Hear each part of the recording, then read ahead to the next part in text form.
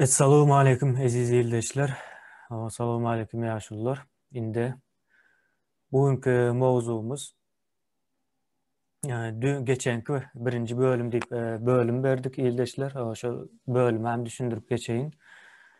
E, 30. Maya çelli biz Taze Türkmenistan'ı sizin zihninizde canlandırmak maksadı bilen o bölümlerden ibaret olan bir çıkışlar etmekçi hem öğretici olacak hem tayarlık olacak bu Taze Türkmenistan'a. O indi bugünkü ikinci bölüm çıkışımızdan geçen en son Taze Türkmenistan'ın bir yönekecek nemesini görkezdik yani bir suratın diyeli.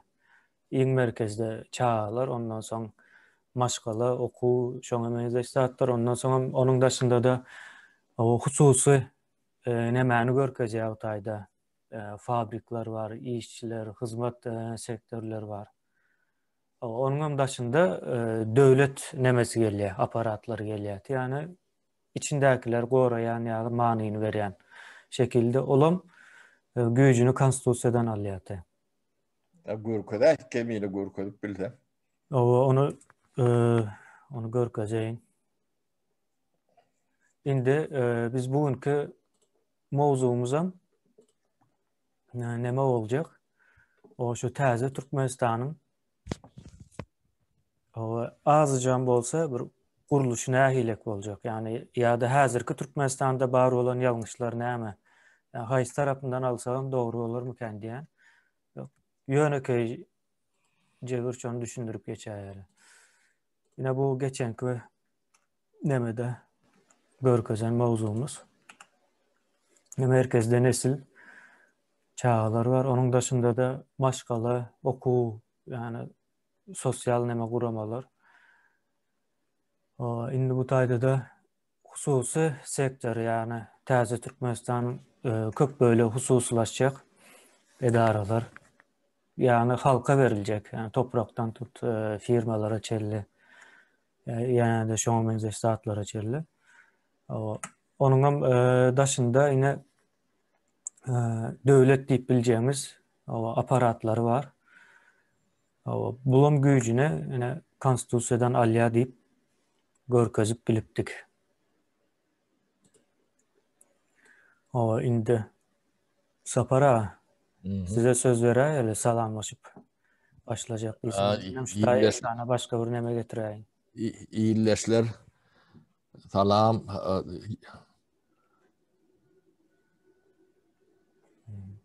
Ya diýemde bugün biz döwlet simwolikalary baratyna biraz gurrun etmekçi de.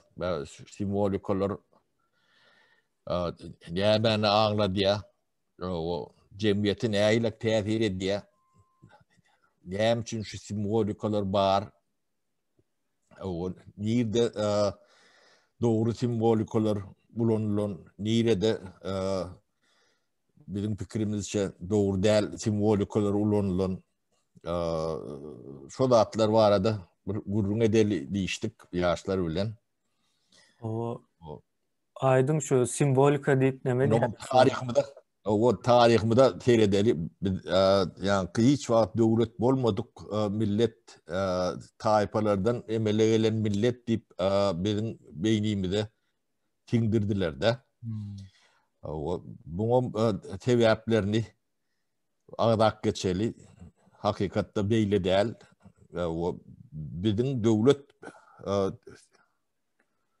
tecrübemiz ýalak, tecrübe köp milletlerde bolmalym däl ýogum. Biz ýöne taryhymizi bilemzok. O da elbette bizim günämiz mi ya da bizi yönetýän demelen günäsmi ya da birleşiň edilipdirmi onu özüňiz pikir edip netije çıkararsınız dip neme diýärse. Türkmenliň bir däl 16 anak döwlet bolanlar. Şoň iň ulty, iň birinjisi Seljuk döwletdir. O da 1000 asyrlarda 1070-nji mi 1030-njy ýyllarda başlaýar-da demeti. 11-nji asyrlarda. 10-11-nji asyrlarda 150 ýyllagam ayakda durýar. Şu görýän demäňizem Seljukluň Yıldızı. ýyldyzy. Bu ýyldyzyň manysy Türkçe biz Türk demelerinden aldık da bunu. O merhemet, şefkat diye, şefkat bolanno Türk boyunca näme bolýar? Kemine şefkaty. Sapara indi bu nemede Arapçasam şefkat şu Selçuklu Yıldız'ın Arapçasında da şu yazıyor. Onun bir nemesi yok. Edil Türkmençe bir sözü yok. Rahimdarlığım bolup bilýär. Ondan soň Söýgen bolup bilýär. Bu deme sözler var. Yani asıl doğru olanı şu şefkat sözünün özüne. Sabır etme diýär. Ne doğruluk. Bizim şu samimiyet diýen nemämiz nirelerden gelýän eken. Onu sır tutmak, yani sözüne wepaly bolmak, sır tutmak, sadakat diye. O Türk boyunca näme bolýar sadakat? Yine vepalılık bir manysını veriyor da. Vepaly, Jomartlyk diye. Olara hem kişi düşünükli. El açık, göğün açıklık. El açık, göğün açık. Ondan şükür etmek. Bunun hem becesi bizim bedeniyetimizde de var. Şunlara içinde gelen nemeler. Yani halkın içinde. Yani devlette şun yansıyan yeri näme şundur yok. Ondan bizim yani medeni yani resmi medenilemesinde şu atlan geçen yeri yok da. Yani doğruluk alıp gör. Yani nam nişan yok da. Şu doğruluktan. Samimiyettir. 24 saat yalan sözlep bilýärler de. Şolar ýalak. Sapara umuman şu Selçuklu Yıldız deyip geçýär adyna. Bu döwletiň nemesi şu yıldızı gören wagty Selçukluny gören ýalak bolýan ekenler. Ulan döwlet guruluşy 8 burç yani 8 san maddasy var. Şu maddalary yerine ýeten wagty döwlet ayakda durýan diýen ýaly bir many berýär. Ýene bir zat var 8 burçluk ulanýar şu wagtda. Gereğinden hem köp ulanýar. Hem meherde 8 burçluk ulanýar. Ýöne nereden gelýär, näme üçin ulanýarlygyny bilen ok şu wagtda çelle adamlar. Yani bu aňyrdan gelýär. Selçuklu demesinden gelýänden bilen oklar. Yok bilen oklar, oşa nereden gelýänini bilen oklar. Ýaly. Ondan Ruhsat versiniz. Selçuklu döwletiniň bir kartasyny görkezseň kemine. Şu wagtky Türkmenistandan 5 etsullukhan territoriýasy bolmaly. Sapara. Men bärde 1 minut bir näme deýin. Vatandaşlar salam. Şu menen birinji ýanky nämen aýdyp geçen eden çıkışımızda Türkmenistanyň şu döwlet guruluşy, täze Türkmenistan döwlet guruluşunda bir azjyk näme berdik da ýöne köp käbir kommentariýalarda şuňa soralar bar. Ýene şu zat ýok, şu zat ýeten ok diýip. O taýda elbetde biz hemme zat sızdyryp bilmeýiz. Mysal üçin banklar barada sorapsyňyz, o bank dilende biz hususy ýa-da açyk bazar diýdik, ama full competition diýilýär İngilizcesi. Yani yarış içinde olan bazar diýilýär da. O taýda döwlet hem hususy banklar hem hemmesi bilelikde olup bilýändir. Soň näme barada ýazypsyňyz, saglyk barada. Saglyk barada öňkü videoda da aýtdyk. Saglyk esasy, saglyk diýende diňe medisina diýip pikir etmeň. Medisina adamyň ýaşaýyşyny 5 ýyla çelini uzaldyp bilýär. Ýöne ekologiýaň, iýip içen zadyň adamyň ýaşyny 20 ýyla çelini uzaldyp bilýär. Demalýan howaň. Şoň üçin o zatlar hem o taýda elbetde belki 100 sany zat bar bolsa şoň ýaly bir pudok bar bolsa 100 sany pudok biz onu görkezip bilen olsak şo taýda bir 10-12 sanyny görkezendiriz. Sebäbi hemmesini görkezmek mümkin däl. Yani onu bundan soň geljek videolarda da ýuwaş-ýuwaş açyp görkezeriz şo zatlara. Indi bu tarihimiz barada aýtsak, ine Türkmenistanda näme üçindir şo hakykatdan bizim tarihimiz öwrenilenok. Ýalňyş tarih näme edilýär? Ýalňyş tarih ýazylýar. Soňam hemmen aklyna nämesine goýulan da ýanky saparaň aýdýaly türkmenler tire taýpa bolup ýanky göçüp bonup ýaşap beren millet hiç haçan bir döwlet bolmandyr. Aslında düýünden ýalňyşdyr. Hatta şu Selçuklu'nun döwlet guruluşyny şu günkü günde de ösen ýurtlarda da şolary ulanýanlary görýäs-de, şo zatlary. Öğrenýärler şonu. Selçuklu'nun guruluşyny, näde guruluşdy, ýalňyşlyklaryny öğrenýärler. Şu zatlar şu günkü günde de öğrenilýär. Ýewropada da öğrenilýär şu zatlar, Amerikada da öğrenilýär. Ýörite hatta ýalňyşmasam, belki ýalňyş bilerin, näme bar diýip bilýän men. Uniwersitet olmasa da bir fakültede var şoň ýaly. Yani şu Türkü devletlerin guruluşyny öğrenýän, taryhyny öğrenýän Amerika taraplarda. Türkologiya diýip. Ýeka Amerikada däl, Ýewropaň garry köni düýpli uniwersitetlerin hemmejesinde türkoloji fakulteti vardy. Türkoloji fakulteti ýok uniwersitet bir ýanky deme uniwersitet diýip hasap edilýän näler ýanky bir ýanky taryhy ýok. Tarih fakulteti ýok diýmekdir. Sebäbi türkü nemäni tarihini bilmän, dünýä tarihini gurrum edip bolanokda. Şolar ýalak nemesi var bu. Düýpli nemesi. Ýöne Türkmenistanda türkoloji fakulteti ýokdur. Ben görmeli dat. Buňa da sebäplerini näde ýuwaş-ýuwaş gurrun berip näme der, nämeden, nirelerden gaýnaklanýar. Soňam ýene bir zat var, biz ýine şu tarihten başladyk, watandaşlar ýalňyş näme etmäň. Indi gelýärde Ýewropa döwletleri şu tarihi, özlerinin tarihine olar elbette beş barmağı ýaly bilýändir. Ýöne gelip şu Selçukluň tarihini öwrenýär.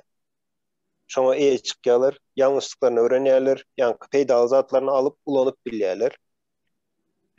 Näme üçin Türkmenistan şu zatlary öwrenen ok. Ine ýöne köýzat da bu döwletiň sen güýçli bolmak üçin tarihda bolan zatlaryň hemmesinden sen sapak almaly. Şonsuz bolup bilmeýär. Tarihyny bilmän öňüň görüp bolmaýar da. Şoň üçin şu zatlary bir düşündirmek üçin, öwrenmek üçin men özüm hem daşary ýurda çykan soň şu zatlary öwrendim. Ben Türkmenistanyň içinde bagtym menem pikir etdim şu Niyaz bize garaşsyzlyk alyp berdi. Ama nereden al näme olsa. Şeyden garaşsyz olduk diýip şu düşünje bilen ýaşaýatynda şu taýda. Selçuk döwletiniň paýtagty Merv şäheridir. Birinci paýtaht. Birinci paýtagty soň Ispahan bolýar. Soň Rey bolýar. Sapar aýan şu 4 milyon kvadrat kilometr kvadrat da Selçuklu döwleti. 4'tür kendir. 5 milyon olay bolmaly. Resmi nemede şon ýaly görkezýärler. Indi şu territoriýany 10 asyr bundan dolandyryp bilipdirler. Döwlet nemesem guruluşam gatty gowy işleýän döwlet sistemasam bar ekeni. O premier ministram bar ekeni. Nizamul mülk diýip. Salgydan toplaýan ekenler. O adamam yetiştirýän ekenler. Goşunam bar eken, hemme zady bar da ýani. O ylmada ýatırym ýapýan eken. O ylmada 300 000 dinar ýyllyk. Gaty uly pul. Ýani goşuna berilýän pulun 3/1. Yani ikinci yerde durýan eken ylma ýatyrylýan pul. Birinci yerde goşuna, ikinci yer ylma. Yani şu günün şertlerinde yani. Goşun iň gerekli zatlardan biri. Eğer goşun gerek däl bolsa, pulun tamamyny şu ylma ýatyrman bilerdi ýöne. Türkmenistanyň ýagdaýyna gelsek, o başga yani şu wagt. düğünden başka bir neme var. Yani ata-babalarımız näme edipdir, biz näme edýäs. Bulam Seljukluynyň nemesidir? Arma diýilýär, yani emblemasy bolýar. Emblemalarından biri. Indi bu näme üçin görkezdik? Indi simbolizm diýdik-de ýa-ni. O simbollar dogry ulanılan wagtda bir milleti güýçlendirýändir. Ýalňyş ulanılan wagtda o bir milleti yere sokýandyr. Yani şu taýda. Sapara. Emine, berde indi yankı Selçuklu'nun şo nämesine gel. Şoň manysy var da. Yine şunun yok. Yine şunun manysy var vatandaşlar. Bu yöne näme birinin kellesine gelen zat däl ýa-da bolmaly diýip boýlan zat däl-de. Şuň manysy var ne Selçuklu döwleti şo iki kişi tarapından Çağrı Bey, Tuğrul Bey ikisi tarapından şol döwletiň ýankı fundamenty düýbi tutulan üçin şolaň simbolunda da ine şu iki kelleli nämeni görýänsiňiz siz. Bir manasy var şuň. Ine şu nämesini şo taýdan alyp gaýtýar-da düýbüni. Indi häzir biz öz döwrümizdäki nämelere gelsek ine baýdagymyz var. Soňa prezidentiň nämesi diýilýär şoňa. Emblemasy mı nämesi? Yine berde görýän zatlarymyz indi 5 kelleli kuş varmış. Onun nämesini bize näl düşündürýärler? 5 velayet diýip düşündürýärler. Ýöne 5 velayet diýip düşündürýärler hakykatdan ham. Baýdagymyzda 5 göl, ýene 5 velayet diýerler. 5 ýyldızam ýene şo 5 velayet diýerler.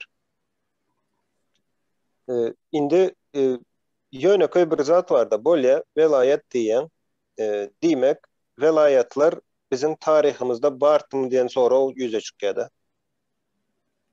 Safar şu velayetler bartym bizde tarihte? Yok, diňe tarihte däl, yani Sovet nemesinde de edil şu atkyalak atly däl.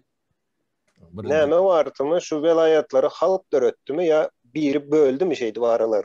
Yok, şu orsun böleni. Sovet nemesinde bölünen, o soň ýöne şu taýda gaty bir üns bermeli zat barda. Lewap diýip vilayet ýokdy, Çerje vilayeti bardy. Oğlum velayet däldir dana yankı nämedir? Oblast. Vilayetler oblast. Ondan Balkan diýip oblast ýokdy. Krasnovodsk diýip bardy. O da soň çykdy. Krasnovodsk ýokdy. Olam näme Aşgabatda degişildi. Ondan Mari arada bir aýratyn durup geçmeli. Mari ilk vilak Paltaratsk şäherdi. Mari şäheri. O näme üçin Paltaratsk? Oňa da bu da toğry alamatdyr. Soňam Mari etdiler. Näme üçin Mari? Näme üçin Merv däl? Sonra üstüne gelýändir. Merv bolanda, Merv diýende sen Selçuklu döwletini, yani tarihini ýatlamaly. Şo tarihi sen beýninden tiýilip aýyrmak üçin Mari bolýar-da. Bolmasa Merv bolmaly. Näme yani Mervken bunu Mari Paltaratsk diýerler, soňra Mari diýerler-de. Paltaratskyn şo geçici döwür üçin edilen bolmagy mümkin-de. Men pikirimçe. Şu atla neticesi ine şu at halk näýilek bölüşdi. Onun meşillap yankı lewapla tat diýendirler. Marla näme diýär? Marruh diýär, näme diýerler?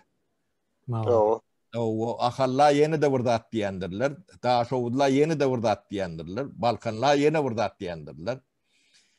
Şeýdip halky 4 ýa beşe bölürler-de. Inni bizde 5 tane tire var mı? Yok. Bizim tirelerimiz 30'dan 40'dan mı geçip gidiyendir? Näme üçin 5'e bölürler?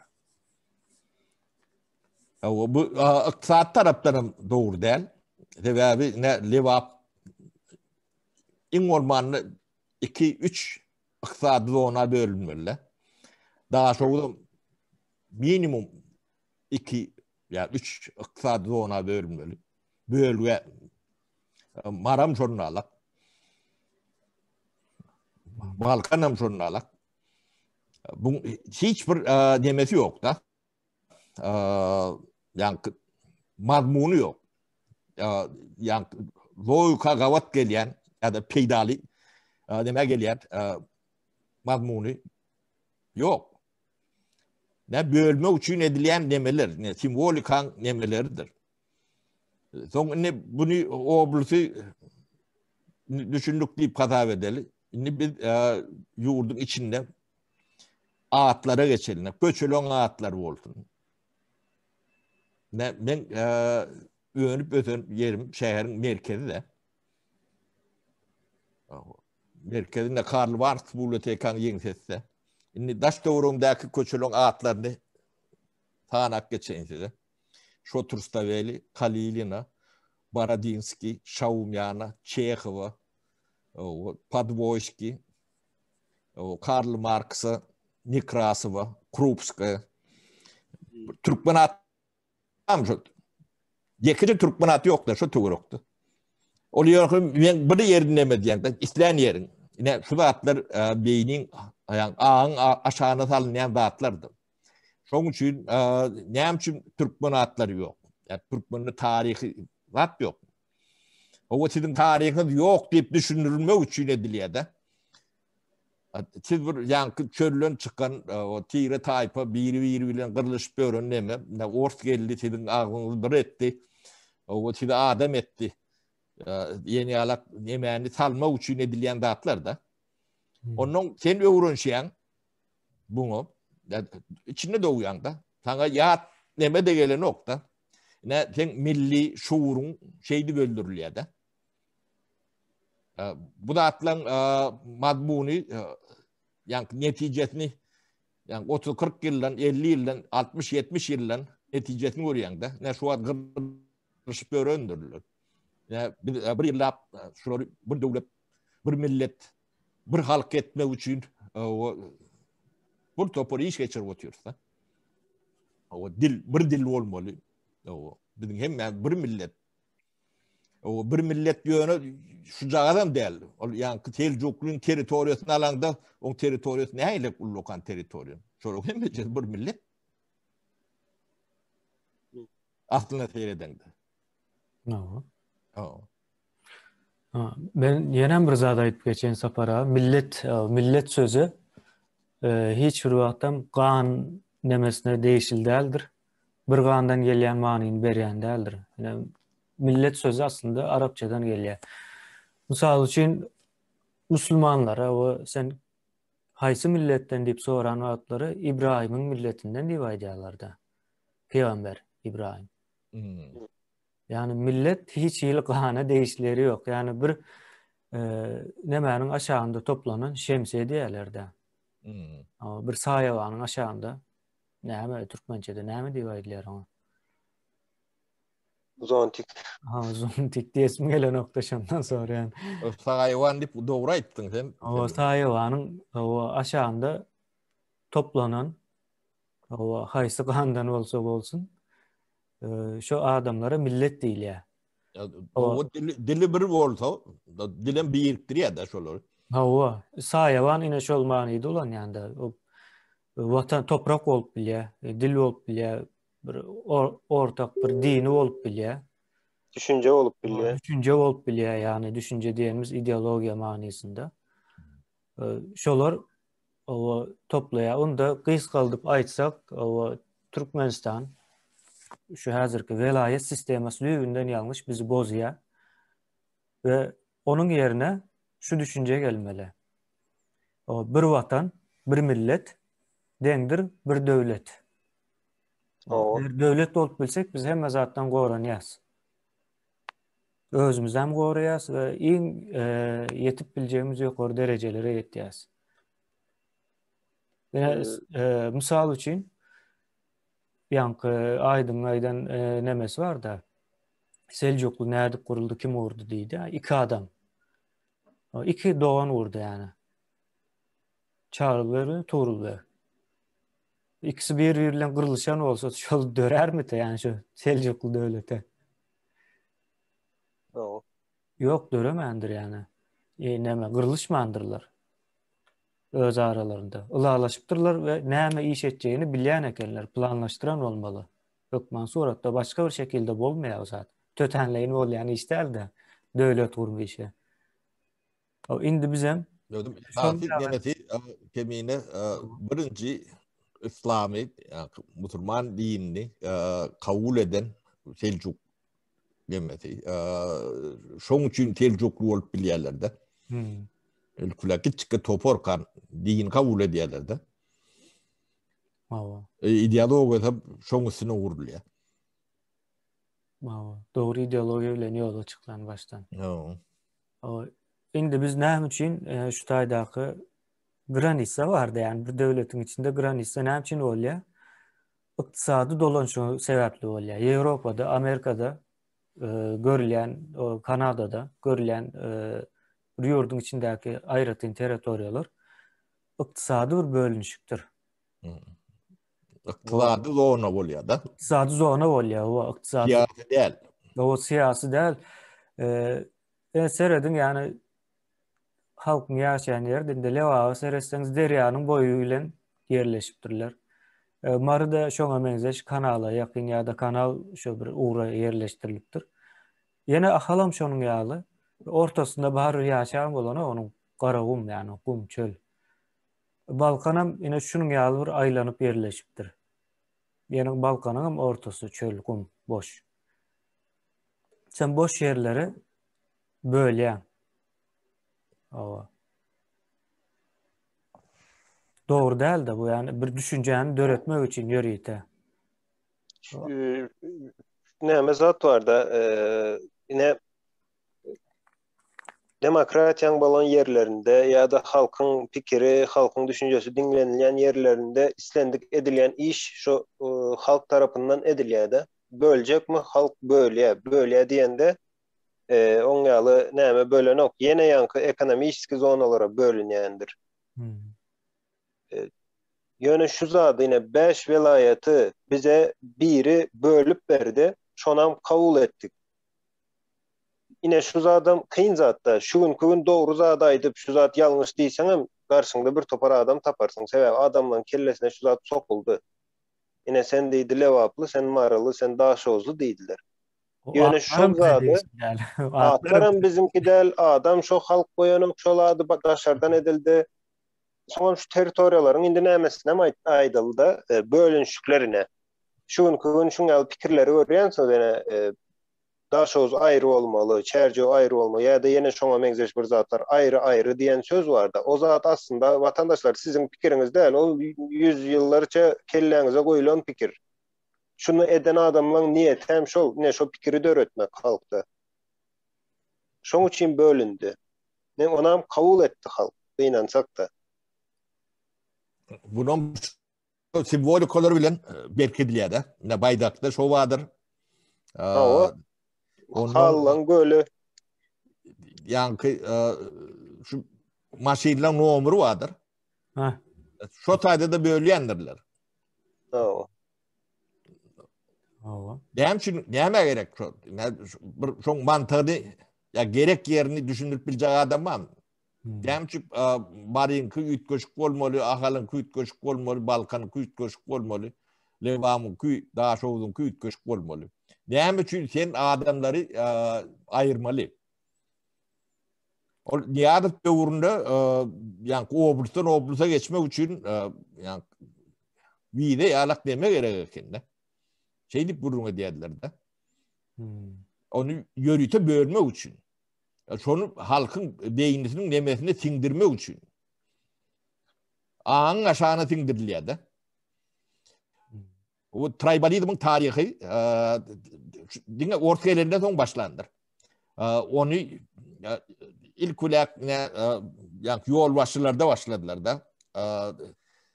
Ýa Niýazow bilen Berdi Muhammedow bu ýöne mırjygyny çykardylar da.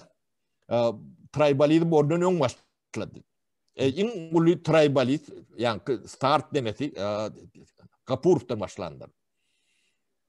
Oradan öňkü ýani Bolşewoz wady. O da badi yönü onku göde görünen oktu kendi ullukan neme derli. Ine Gapurov'un nemesi tribalizmi hat ağırdı. O göde görünen yani biz yaş yani düşünüyorduk da. Son Niyazov geldi bunun mırjını çıkardılar da o ikisi. Tabii başka da at bilen oklar. Onun beynisine şu atlar oturdular. O da bunu yani Türkmenler ediyendir öğütmen. Bu ne demen oyunudur.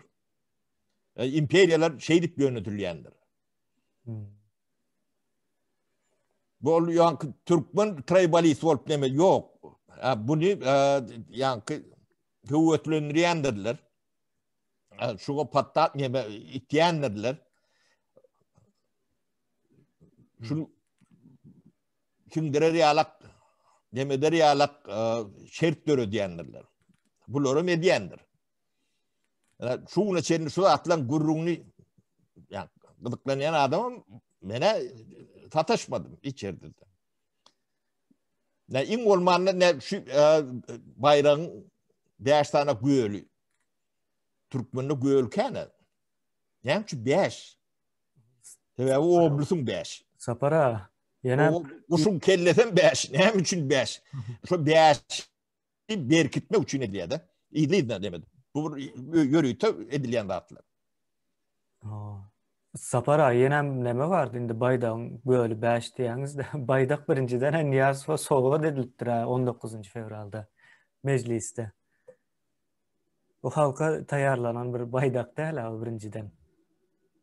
Yani onu çok bilem ok ben o da uğurlardı. Halmurad ağa ürün verer ona.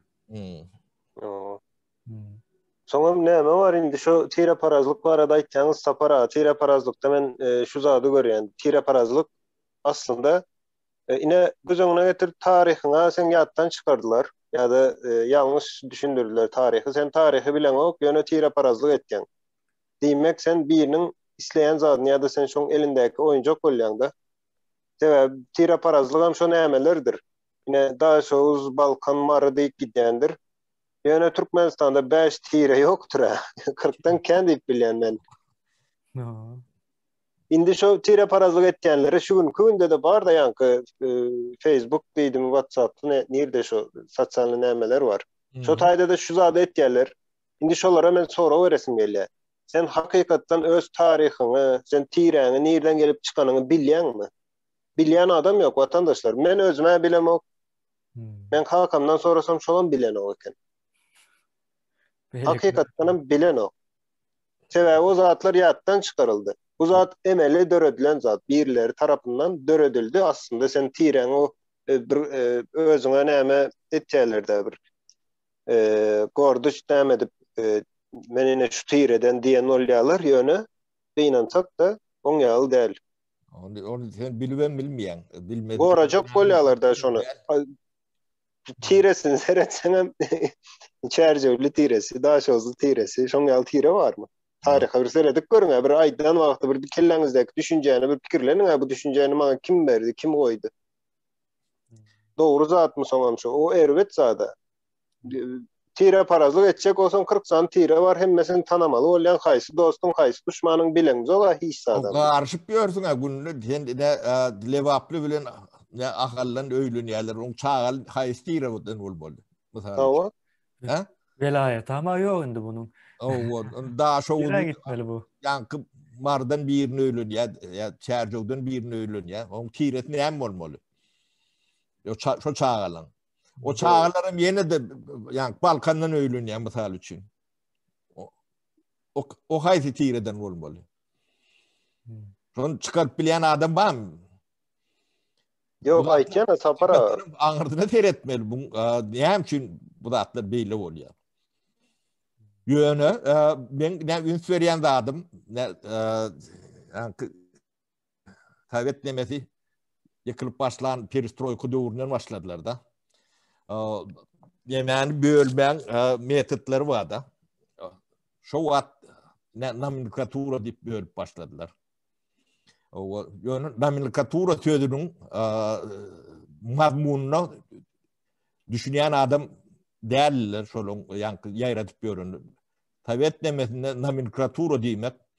Yani brigadire çen nomenklatura bolýar da. O sen yarın nomenklatura. O sen onu nädip bölüp demetsek. Şu nomenklaturalar yani täze guruluşa gelmelimişin. Onu kim gelmeli? O nomenklaturan bürokratiyadan bayıp bilen okulur. Yönü nomenklatura, sen bir vazifede işlen oldun, sen nomenklatura sen yerbet. On gereğine sen yani komünistik partiyan siyasetine baha vermelisin. Yani şunu eden okul esas etmeli atlar var da. Illüstrasyon geçirmelisin. Yani çünkü şöyle atlar ağzından alın. Sen bir topor halkını Sibir'de çüyrettiler. Yani çünkü şöyle atlar var da gurrun eden yok. Edilmedi. O Sovet sistemasına yani çünkü baha verilmedi. Doğru mu? Yanlış mı? O doğrusu ne ama yanlışı ne ama? Yani açık baha vermeli. Nomenklatura deydiler, sonunun apozisiya deydiler. Bu da şu bölmen bir demesi. O kim pozisyada, kim apozisiyada? Onu düşünen adam var mı? Şu an bir topar men aktivist, men näme dikleyiş bölür de. Onu eşten de adında ulan mazmununu düşünmeni gerek. Ya ulan yerler olur, yönü nemme diyorlar da. Bunu bölmek için ya da bir yarlık ya da yarlık gelmemek için ediliyor. Onun sen diyor değerlerini düşündürmeliler adamlara. Bunu ediyenlerin esası nemesi şu metbuat bilen işleşen, eli kalam tutuyan adamlardır. Şular diktaturan sütünleri şular. Oluyor demokratiyanın yönü perdeden olup bulunuyorlar. Söz azatlarını perdede bulunuyorlar. Bunun aşağına biraz çalak aşağıdan neler çıkıyor. O bir yığına ve diğerler Komünistik Parti, Demokratik Parti oluşayarak da bunların. O. Niyazfın nemesi. Sapara indi bu tayda çözgüt näme ine? 5 sany ayet edipdirler, bölüpdirler, atlaryny beripdirler. Hiç haýsyna halka değişleri yok. Kemine çözgüte geçmeyen hemen bir zady atladık geçen vatandaşlara ön bir sapara ölen yanlışmasam şu Singapur ve Ruanda'nın nämesine tarihini gurrun verip. Yadıma düşüyor. Yine şu tayda Ruanda'da bolan zat var da olar bölýärler Ruanda'ny. Yine özleri bölüneni olur. Daşardan şu Gallandiya yanlışmasam şu dövür. Nämetçe olary. Sebäbi koloniýasy olan için olar şu taýyny kontrol edip bilmek için adamları bölýän. Adamları bölýän diýende arasına granitsa çekemek, düşünjesini bölýän. Yine edil Türkmenistanda edilen adam şol adamlaryň düşünjesini bölmek. Onam näde etýärler olur? Yankı Hutu, Tutsi diýip iki topara bölýärler. O iki toparam ýöne köýje biri maldarçylar, bilen ekrançylar. Yine sen dowanyň maldarçydan ekrançylyk bilen meşgulanýan bolsaň, ola Hutu bolýar, sen hem Tutsi bolup galýan da. Tersine, o Tutsi bolýar, sen Hutu bolup galýan. Şol ikisiniň arasynda da ullakan bir uruş bolandyr, onu aýdyp berdi. Özem şu daşardakylar hökümete getirende şu maldarçylykla meşgulanýarlar. Az bolýar şolary hemişe hökümete getirýär. Olaň pasportlaryna ýazýar da şu nämesi. Tire diýip görkezýärler, pasportda da ýeýmiş olan. Aslında tirelik däl ol. Şonu döretýärler, ine şu düşünjäni döretýärler. Soňam on elhen sat bolýar, onu gyzyklanyp görüň özüňiz. Ruanda'nın nämesine, tarihini. Ýa-ni ýakynda bolan zat özem, uzalym däl tarih. Ve şoň düýbüni öwreniňde näme üçin boldy? Şol adamlar köwes bilen bir-birlerini öldürdüler. Aslında düşünmän, aslında bilmän sebäbi olaryň bilimini, ýa-ni alýan ylymyny näme kontrol etdi Ýewropa.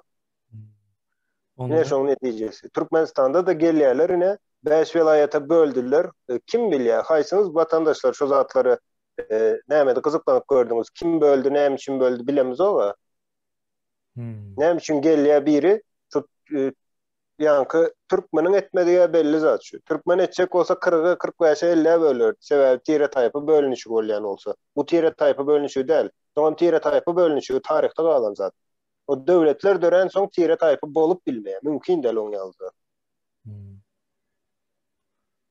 Tire taypa olyan olsan sen yine daşarı yurda gittin Türkiye'de işleyen diýeli ya da Russiýada işleyen. Şotaýda näme üçin eden ok? Näme üçin Türkmenistan içine giren soň sen tire o näle bir samsyklyk dälmi? Şo zat pikir edip görýäňizmi? Ýene türkler bilen işleşip bilýän sen näme üçin? Türkmenistan içinde işlep bilmeýän. Bu zatlar yörüýte oyun, ine şol oyunu vatandaşlar haýyş etden, oýnamaň şol oyunu. Erwet zat ol. Şu oyunu has ullokannaýdyn men ine Mesopotamya diýip bir yer vardır. Oh. Şu sözü eşdiýäňizmi? Eşdiýän näle kädir? Yok. Mesopotamya şu wagtda Anadolu, Türkiýe, Iragyň, Siriya. yani şu töwereklere Mesopotamya diýilýär. Efrat bilen Tigriň arasyndaky neme? Mesopotamya sözü näme üçin aýyrdylar ortadan? Näme üçin ulanyň oklar? Kimiň işi şu? Ora yertin şoň ýerde näme diýerler? Orta Dowu diýendirler şu wagt. Belan ist. Yani o gowy sözmi? Ya ütgüşük nemesin. Ine şo taýdan Osman nemesiniň territoriýasy. Indi 5-6 tane döwlet çykardylar. Ödem galam bilen çydylan döwletler. Irak, Suriýa, Libiýa, Mısır'a çelli. Mısır'a çelli. Näme üçin? Tora wer. Neftin 45-46% ne şu territoriýada yerleşýär. Zapatlaryň, bilinýän resurslaryň. Esasy nämede ne Kerkuk bilen Musuldur. O da Türkiýanyň yeridir, onu Türkiýe düşünýärler. Sebäbi neftin nemeti şu taýda. Ine şular hem şu taýda näçe ýyldan bäri urşy diýär. Durnukly bolan wagtda ýene de urşy körüklýändirler. No. 80-nji ýyldan Irak bilen İran urşandyr. Soň Libiýa, Mısır, Tunis hemmejesi ýemän görendirler. Şu adam ýanypdy da şu taý. Bunu edýänem kim? Demokratiýaň öýjügi diýilýän ýa-da nemesi edýän. Yani Türkiye bilen näme nataň içinde näme diýilýändir bolun ýok. Bu zatlara üns berip teredin. Türkiye nataňçylygyny şeýlen. Ýöne PKK diýilen bir neme vardyr. Oyun. Şol has ýakynçylygynyň nataň Türkiýeden. Bugun tebäni dograk görün. Bir ýerde terror sözü bar bolsa, bu jemgyýetler edýän demesi däldir. Şoňa aňyrtynda döwlet bardyr. Bu döwletiň istihbaraty bardyr. Razvedkasy bardyr. Başgaça ýa-ni halkara derejesinde terror gruppasyny görenmegi ýa-ni fiziski mümkin däl.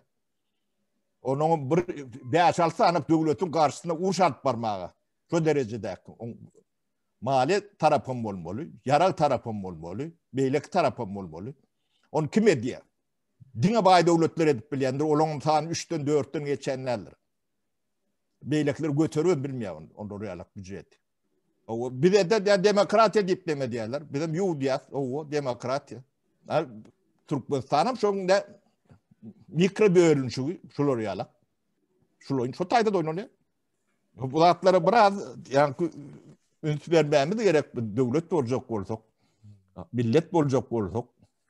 O näde üns bermäli? Oýnap görüp bilýän bolsa, burnuňdan maýlap demedip bilýän bolsa, sen millet hem bolmarsyň, döwlet hem bolmarsyň.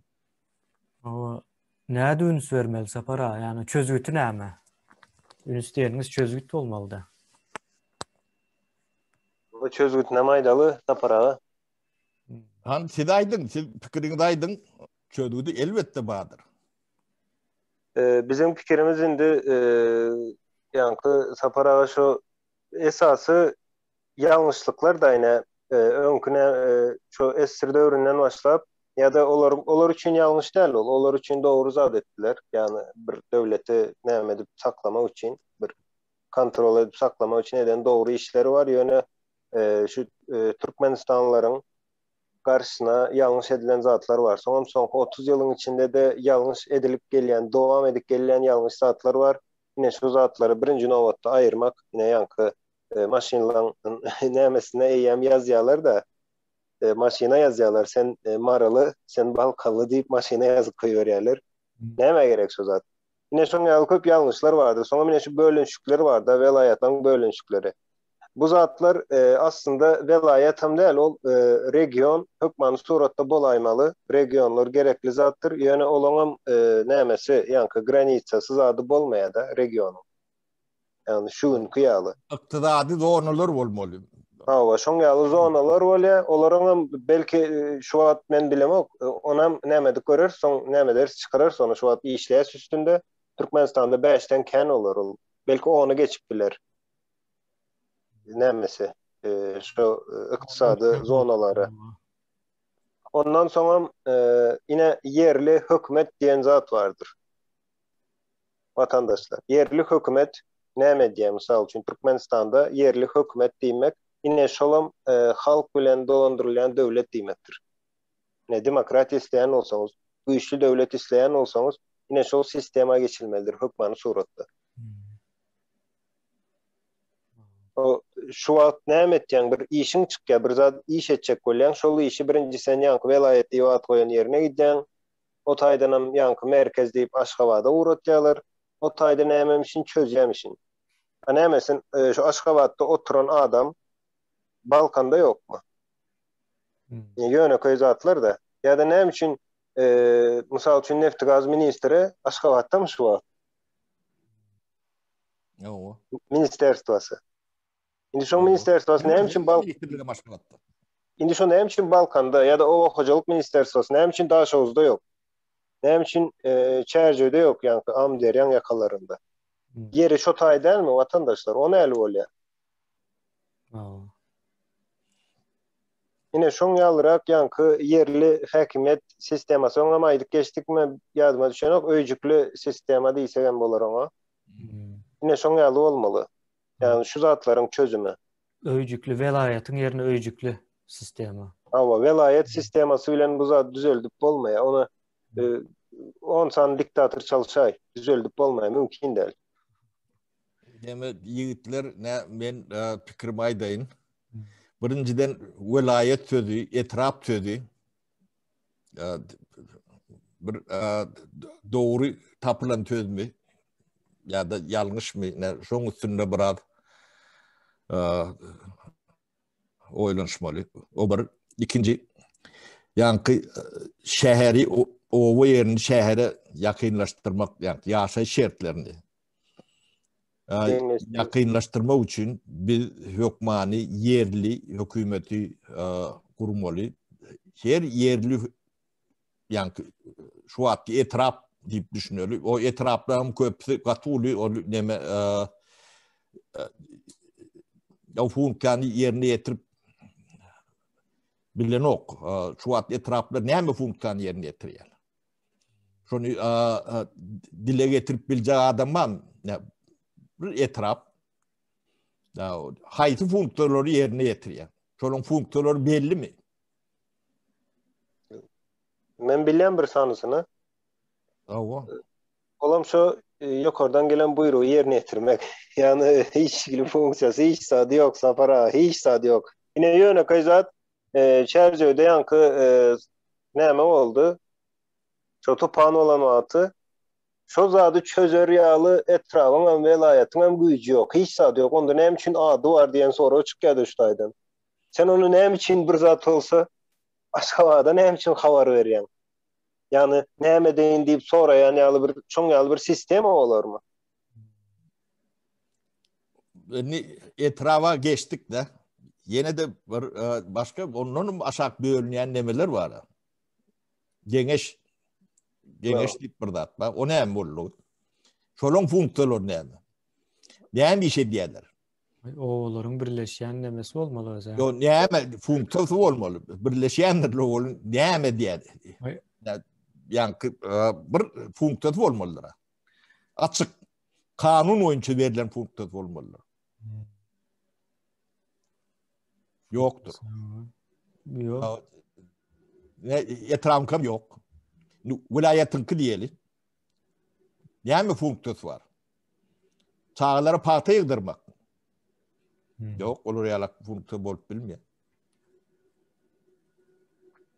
Çözüp bilen meselesi var mı? Yok. Näme üçin gerek? O döwletiň pulunu ýyp ýatyrar. Garlaryny tuwatyp. Onu işleyen adama ne işle diýerler bulur.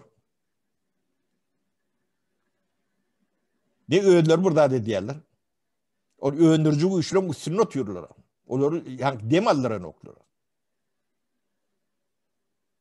Ne indiki demede şu yerli hökümetler barada biraz diýişlerini gurrun edelim.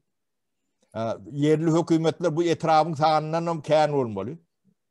Men düşünjem, men territoriýalary gat gowulýan diýsem ýalňyş mı diýende. Şolong bölmeli yerler var. Yani oňa etrap dälen adyna bolýan at, boljak at goýmaly. Türkmen ady goýmaly. Atkan o esasan şol Türkmenistanyň guruluşunda Türkmençeleşdirmeli. Yani yerli olmalı, milli olmalı. Soň ýene Bu vatandaşlar ine içinizde dilçiler zatlarınız bar olsa şolary hödürläp bilersiniz komentariyada. Yani velayet sözü aslında hakykatdan alyp görseň o değişli yeri yok da bize. Yani şu wagtdaky ýagdaýymyzda. Soň ýene bir zadaýdan ýa Sapara etrap näme diýe velayet näme diýe. Men şu velayetden şuňa ýöneköý soraw ýüze çykýada. Velayet etraplara bölüpdirler. Ve bir garşan boş yer yok otayda. Hem merem şu velayeti bir näçe etrafı öýleýärler. Oň üstünden hem velayet diýip goýýarlar. Bir hili etrap ýol gözegçilik kullugy diýip bar. Ýöne velayet ýol gözegçilik kullugy bar. Indi etrap eger öz territoriýalaryna seretýän bolsa, onda velayetinkiler näme diýe? Olar hem merem seretýärmi? Oň ýaly bolýan bolsa onda etrafyň ýanky ýol gözegçiliginde işleýän polisiýa birazcık kiçi bolýar, beýlekem näme bolýar? Uly bolýar diýenim super bolýar da supermen, ýa super adam bolýar. İşte o etrafyny görüp çykyp bilýär, seredip bilýär, olam tutuş velayet seredip bilýän ýaly bir samsyklyk nämesi bar. Näme üçin gerek? Şular hiç sadede sereden okur diýen garakçylyk edýärler. Hiç sadede. Çöden ýeke meselelerim ýok. Çözüp bilýän ýeke meselelerim ýok. Alt ýapysyna seredin. Bir etrapda alt yapısı. Çözülen yeri bağ bolsa görkedim bana. Ne döwlet görkedi aýtyn. Ne ýa-da şowdun plan etrapy, ne gulýalak, ne abrasowy, ne görkedi diýip bilýän yer bolsa. Şo birine kanalizasiýa bağ bolsa aýdyp beräsinler. Ýa-da dogry arasa neme dip hapasyny çekýän bolsalar. Ýa-da ýanky sağlar bağı, ýaşlysy şkoly şolary teredilýän ýeri bar bolsa. Maňa görkedi aýtdylar nemeň içinde. Ýöne biz şu kartaň içine girip ýeke-ýekeden geçsek depet açyň düşür. O diňe Aşgabatda ýaşamalylar gurrunga bar. Beýle halk näme ýaşamadylar? Adam ýala. Aşgabat ahaldan hem aýrýarlar aslında. Aýratyn bir territoriýasy bar. Aşgabatyň maşynynyň nomerleri hem AG bilen başlayan olmalı. Onu hasam aýrýarlar. Hemme zat şoňa hyzmat edýär. Indi Sapara velayet sözü diýdiňizde velayet sözüniň manysy näme? Agalyk etmek diýmek. Yani veli sözü var, veli. Manysy enata diýmek. Ya da terbiýeleýän diýmek. Ya da şol nemäniň gol astynda diýmek. O velayetlerim neme bolýar da ine Aşgabatyň gol astynda bolan territoriýalar manysyna gelýär. Aşgabat şoňa en atalyk edýär. Şo soraman edip bilmeýän. O şol neme berse o göwnünden turup bir gowluk etse edýär. Aşgabat diýenim o taýda şäher manysynda däldir ildeşler. O Gurbanyly Aşgabatdyr. Şol göwnünden näme çyksa o şol ýoksa da ýok diýen manyny berýär. Şonuň üçin biz dolu velayet sistemasından yüz öwürmeli ve täze ykdysady zonalara yani territoriyalara aýrylan öýjükli sistema geçmeli hökman suratda. Ona geçsek o hem öz başdak bolýar. Şo nerede doğulan olsan ya da yaşamana karar versen şo taýynyň aýratyny nemesinden peýdalanýan öz başdak bolýar ve islen ýerine dem gidip bilýän. Başka nemelere näme diýip paýdaly. Başka öýjüklerine diýel Türkmenistanyň. Şo 100den gowrak 150 bolay şo öýjükler bolmalylar. Awa şu haýsynda isleseň şo taýa gidip ýaşap, ýani elinden näme hüner gelýän bolsa şoňa görä aýrylýar olaram. Ýene barbyr öz özünden bolýandyr. Onu ýöreýte aýrylýanam däldir o zatlar. Ondan soň şu zadyň ýani şu öýjükli sistema geçmek, velayetden yüz öwürmek manysy näme? Bize bir watan gerek.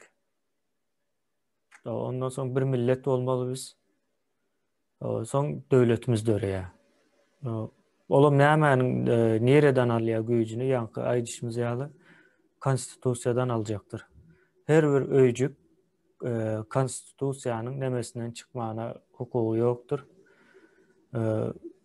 Ve güýjüniň ýetmeýän ýerinde döwletden kömek alýandyr. Döwlet hem meselem Aşgabat diýmek däldir. O Aşgabat paýtaxt bolar, simbolik bolar. Ýöne döwlet umumy ele alan wagtyň şu öýjükleriň berýän salygynyň bir toplanýan hazynasy bar. Ve şu hazynany dogry ulanýan bir neme bolar, gurama. Näme usul bolar. Ýine şolan bir döwletiň nemesidir, bir bölegidir. Şoňa kömek aljakdyr. Hem bir deňleşer. O deňleşdirmek üçin edilýär aslında o. Awa. Ýene döwlet şoldur ýani. Şonuň üçin bize bir watan gerek, bir millet gerek. Şoň netijesinde de bir döwlet döretmeli. Ve her şäher, owa näme bolsa bolsun öz başdak bolmalydyr.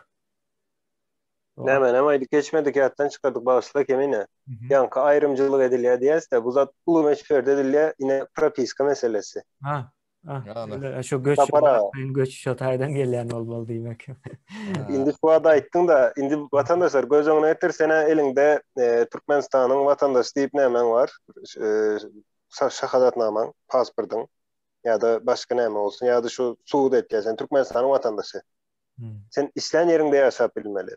Ol propiska diýen zat ine täze bizim göz öňünde tutýan Türkmenistanymyzda propiska şu zat bolar. Sen ýerine üýtgeden wagtyň gidip hiç kime soraň ok. Sen isleýän mysal üçin bir nämeden ýanky ýerden başga ýere göçen wagtyň ýöne şo taýda özüňi registrasiýa etdirýän. Ve registrasiýa etken guramada seni hökmany suratda edäýmeli. O izine aýtdyryp goýberip oňa zat ýok.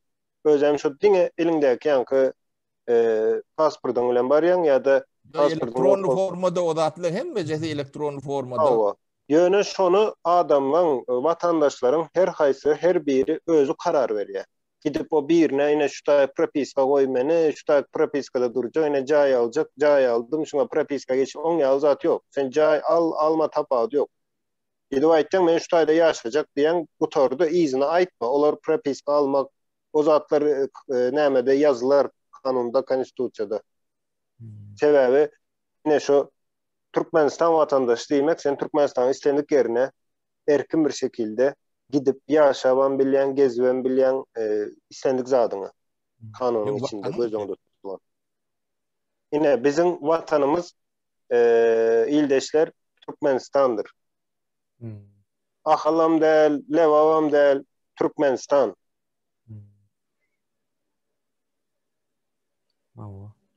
Ne şoň ýaly näme bolmaly?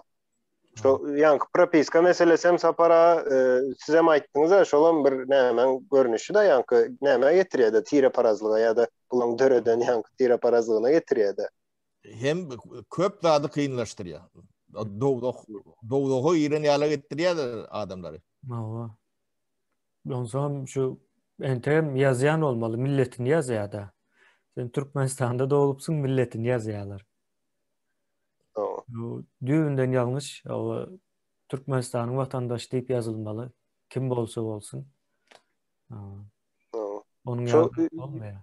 ýöne zatlar var da şu milletiniň yazılmagy ýa-da ýene bir nämesine bir şahsy nämesiniň pasportyna yazılmagynyň manysyny göz öňüne getirip görüň. Vatandaşlar ine aýdaly sen başga milletten bolsaň sen tapawutly bolýarmy? Sen näme iki el iki ayaktan baş ýani üç ayagyň barmy?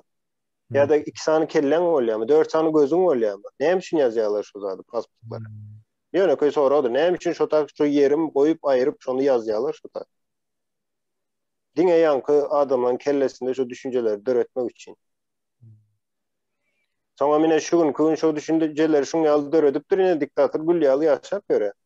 Eger şu zatlar bolmadyk bolsa halk şu nämen Türkmenistan diýende ne yankı tire parazlyk hiç de çolong döreden zatlaryny halk boyun olman ýa-da şu nämesini ýa taryhyny öwrenip birazjyk nämesi olan olsa diktatora hiç haçan dörep bilmedi. Diktatoran ömrünem şon ýaly uzadýarlar, ayakta tutýarlar da. Olaryň Bu Sovet nemetiniň ýankı dowamy o taýdan üýtgen zat ýok, şo ýöne çarşap gitdiçe nemedip ýankı bu wagşy nemäni formany alyp gidip barýar da. Bulan hiç üýtgeden ýa döreden zatlar ýok da. Şu milisiýasyň işleşem beňdeşdir. Telewizorlarda zatda teretdik Belarusiýadaky bolýan wakalary, şulan amonlarynyň edýän işini, soň Orsetdaky nemeleri. Edir Türkmenistanyňky alakdyr, Türkmenistanyňky bulan wagşy bir formasydyr, ýöne metody meňdeşdir, deňdir. Bilen ähli adam şu Sovet nemetinden demek, üýtgedilen hiç zat ýok da. Öz başdak diýär, o da yalan. Yalan. Sen şu zatlardan çykman öz başdagym bolubam yok. Biz şu zatları biraz öwrenip, düşünüp çözmeli. O bir demokratiya urjak, näme etjek diýip gyryp ýören bilen demokratiya beýit gurulanok. Gurulmasy mümkin hem däl. İldeşler, şunun ýaly bir düşünje bar. O sizin düşünjeňiz näme? O sizin pikiringizçe öýjükli sistema, ýani öz başdak ykdysady zonalara aýrylmaly diýilen bir neme bar, pikir bar. O size göre nähil gelýär buna? Kommentariýalardan bunu sizin bilen nemesek pikir alışveriş etsek gowy bolarmykan diýen. Bolýar şu taýda sapar. Bor. Yenem yankı nämede bir Türkmenistan'da yine çözülmeyen ya da çözmek istemeyen meseleleri var da yine prezident nämesi vardır, vezipesi vardır. Minister vezipesi vardır. Bir kili şu taýlary adamlara şu vezipeni bermek üçin ulanýarlar da. Ve daşara çykanda da hemen kellesinde yankı şoň ýaly bir vezipe näme meselesi var da yine hatta bize de aýtýarlar da vezipe näme etýärler şu taýda bar diktator boljaklar ýene näme diýerler de. Indi bärde ine şu täze sistema ine şu problemany aýrýar. Yerli dolandyryş, bu yerli dolandyryş. Yerli dolandyryş bolýar. O taýda sen prezidentin hiç kim eýem, hiç kim. Diňe kanun. Ministriň hem hiç kim şu taýda. Ministriň hem bar birine bir zat diýip bilmez. Sebebi hemme şu yerli dolandyryş olan üçin o taýda yankı bir näçe nämeler var. Hemmesem kanuny bilýär, kanun bilen işleşýär, başga nämesi ýok. Ýok, konkretni borçlary var yerli hökümetin. O da yankı düşünmedi ala kän neme del. 9-10 tane konkretni borçu var. Şu meseleleri yerli hökümet çözýär, çözäýmeli. Kontrol edäýmeli. Onu hem düşünüm şeydedir. Yani 100 sanak, 150 sanak yerli neme bağ oldu. Hükümet bağ oldu. Hemmeler için den yani 9-10 sanak esası meseleleri vardır. Yani durmuş şartları için. Yani neslin yetişmesi, işlemesi, yaşaması, o karraması, ölmesi, şu nemelerin içinde premiş utukta hem meseleleri yani 9'a 10'a bölünüyor. Onun örütü kanunları vardır. Elmidamada kanun təzelenip üstüne koşulup demedilip durur. Yani şolun hersinin borcudur. Yani yankı internetleri var. Yani öndürücü güçlüğünü badak salıp görmedi yalak şoňa gaýtam da interes olmalı. Şu öndürücü güçlüğün doğru işlep, köpü işlep, kän gazanar yalak. Onun nemelerine konkret nemeler var. Yani galan hukukları mı adamın ki onların etcek adını edip görmek nemeleri yok. Ne şoları yalak bolda doğru olmakan yani. Aslında sapara şu hemme problemaları yankı problemanı görüp bilen soň hemmesine de çözüm tapıp bolýar da. Yani dünyada bu da atılan govu çözülen yer var. Has govu çözülen yer var. Ervedirak çözülen yer var. Katı ervet çözülen yerler var. O da atları mene içinde gerip görüne. Bir topor devletler, şu da atların devlet görüne. Nirde govu çözülüptür. Nirde bırak uğrak. Nirde de has govu. İn govu sahifi iyilerine de şonan görködüp bilecek de.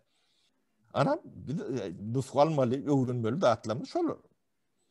O çözün yerin yankı yaşayış demesi ömrüm bu çözülen yerlerde adamlar 90 yaş yaşıyor, 100 yaşıyorlar. Ervet çözülen yerde 60 55 şeyli yaşıyorlar. O sen ömrüne de bağlı. Tağlığına da bağlı, hem medadına bağlı. Yani şol atların öğrenmeli mümkünçülüğümüz var. Şol atlardan bir netice çıkarıp özümüzde yani şu kovda indiret etmeliler.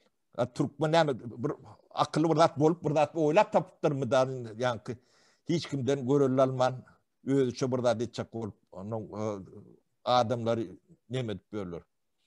Ne şu at ne fikir et görün şu hükümet yurdu eğert ul berga batırar.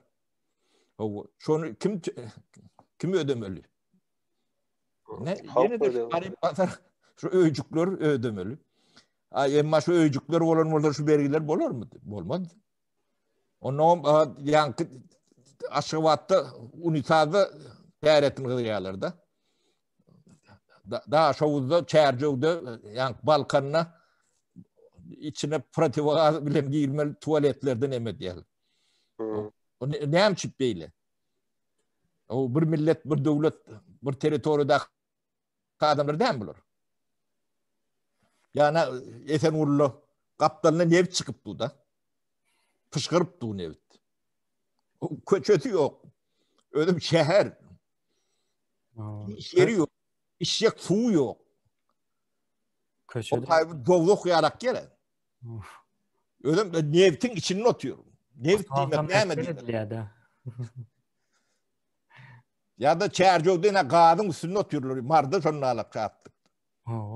Gazın var. Ovanın käbir künceklerine gazın barmayan yerleri var ha. Sapara indike nemede devam ederiz bunu. Bol ya. İldeşler tağı oğlum tağlıkta görüşelim. Fikirlerinizi yazıp aydıp durun. Gürleşe doğru nemeni çözümü tapar. Bir aydayanımdan bir bilyanımız aydiyatsa maslahat beriyat. Bunu kabul edilir, edilmez. Bu da atlar bilinte yağışı da adamlar fikir etti yağışı. Bolya sağ olun. Vatandaşlar sağ olun. Kimine sapara sağ olun. Sağ olun, yiğitler, iyileşler. Sizden sağ olun, sağlıkta görüşelim.